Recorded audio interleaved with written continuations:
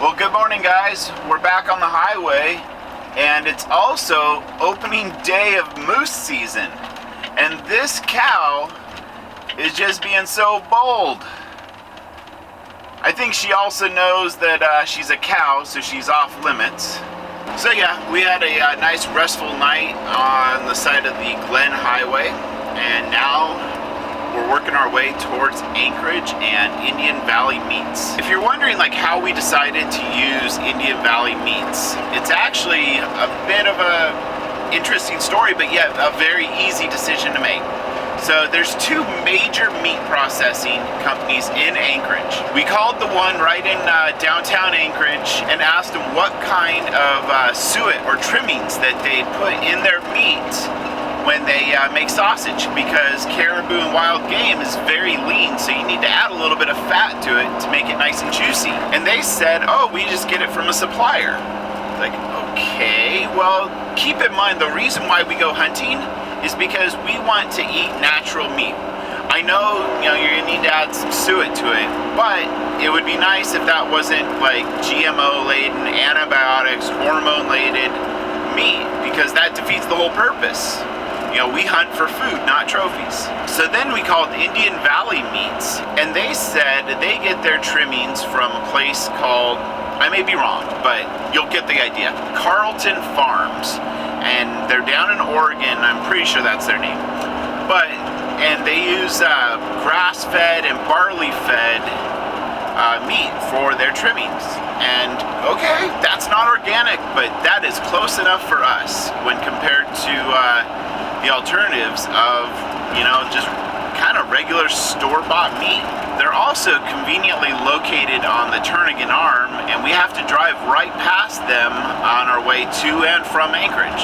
So it's a very easy and convenient stop. And if you're wondering why we have our meat processed instead of doing it ourselves, we're fully capable of, cutting up our own animal, but we just don't have a big enough work area to do that. Now, I don't really feel like throwing a big old slab of bloody meat on the kitchen table, and we also don't have a bandsaw, meat grinder, and all the other things that make meat processing a lot better and a lot easier. And then we also weigh it out, what's our time worth, and we always put a value on our time, and I think everybody should put a value on their time.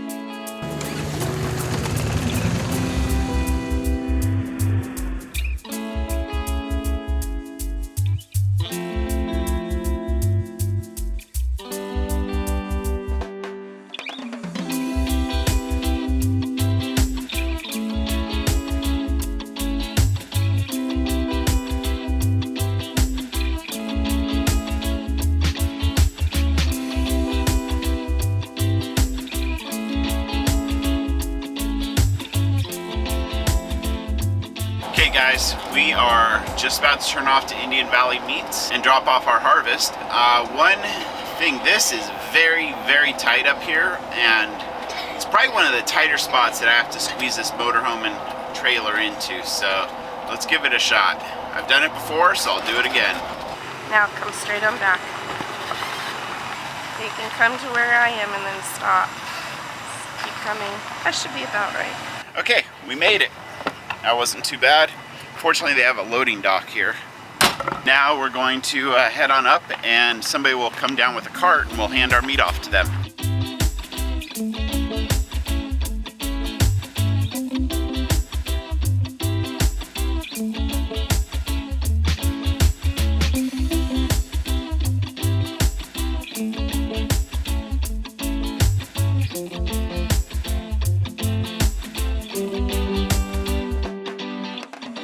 Mission accomplished. We dropped off the meat, and we had a little less than I thought. That animal wasn't a very large one like we normally get, so we got about 100 pounds of meat bone in. So we decided to get 20 pounds of ground Italian sausage, 20 pounds of jalapeno cheddar Polish sausage, 10 pounds of their bacon concoction. We're curious to see how that turns out, because, it's not like a pig where you have the normal, cut for bacon. And then they're gonna save all our back straps and tenderloins, and that's going to be our steaks. And then whatever's left over from that is just going to be put into ground burger. So it's going to be some good eats, guys. Now it's the home stretch back to Seward.